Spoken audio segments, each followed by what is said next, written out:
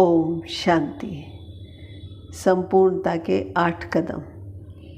ये चार्ट दिव्य दर्पण जैसा है। इस चार्ट रूपी दर्पण में हम क्या क्या देख सकते हैं वह नीचे बताया गया है।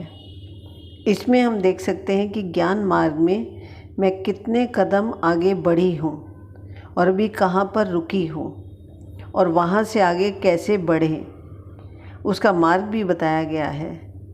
इस समय मेरा पुरुषार्थ कैसा चलता है और वर्तमान पुरुषार्थ के अनुसार मेरी संपूर्णता अर्थात मेरा पद क्या होगा। जैसे बाबा कई मुरलियों में बताते हैं कि लास्ट सो फास्ट और फास्ट सो फर्स्ट जा सकते हैं, लेकिन कैसे जा सकते हैं उसकी विधि और निशानी इसमें बताई गई है।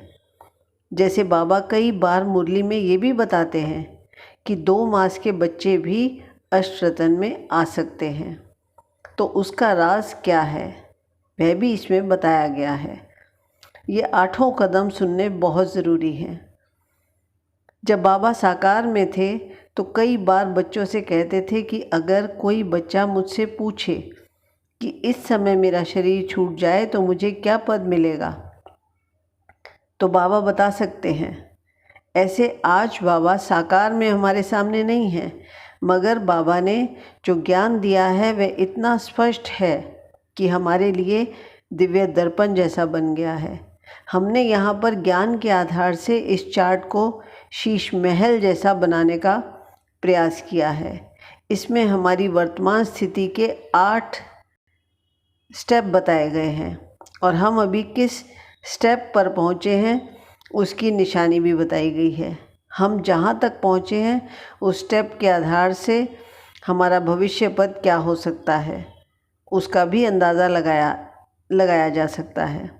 तो इस चार्ट को पूरा समझने के बाद आपको भी मालूम पड़ जाएगा कि इस समय मेरा शरीर छूट जाए अथवा विनाश हो जाए तो मुझे भविष्य में क्या पद मिलेगा। तो इसी संदर्भ में आज पहला कदम है अपने आप में निश्चय। पहले कदम में बताया गया है कि भक्ति, उपवास, जप, तप, यात्रा आदि करने के बाद ज्ञान प्राप्त होता है। सेंटर पर बहन से कोर्स कराया है। फिर जब हम ज्ञान मार्ग में चलना शुरू करते हैं तो हम जानते हैं कि हमारा ज्ञान नारद जैसा है। शुरू में नियम और धारणा के कारण घर में झगड़ा शुरू हो जाता है। उस समय हमारी स्थिति डामाडोल हो जाती है, क्योंकि हमारे मन में भक्ति की भावना बहुत होती है और अभी ज्ञान से विवेक जागृत नहीं हुआ है। तो उस समय हम जोश में आकर कभी राइट निर्णय लेते हैं तो कभी रॉन्ग। ऐसे समय पर विवेक और भावना के बैलेंस की आवश्यकता होती है। इसलिए यहाँ पर ज्ञान के प्रथम काल में विवेक और भावना के बैलेंस को ठीक रखेंगे तो यथार्थ निर्णय कर सकेंगे। इसके लिए अपने में दृढ़ निश्चय चाहिए। इसलिए पहला कदम है अपने आप में निश्चय और बाबा में निश्चय। तो दूसरा कदम है बाप पर निश्चय। जब हमको बाबा पर निश्चय बैठ जाता है और हम उनके बनकर अलौकिक जीवन जीने का निर्णय कर लेते हैं, तब हमारे निश्चय अर्थात बुद्धि रूपी पाँव को हिलाने के लिए लौकिक परिवार की ओर से पेपर आता है। ऐसे समय पर हमारी स्थिति अंगद के समान अचल अडोल रहनी चाहिए। एक बाप के ऊपर पूर्ण निश्चय चाहिए। तो दूसरा कदम है बाबा पर निश्चय। ओम शांति।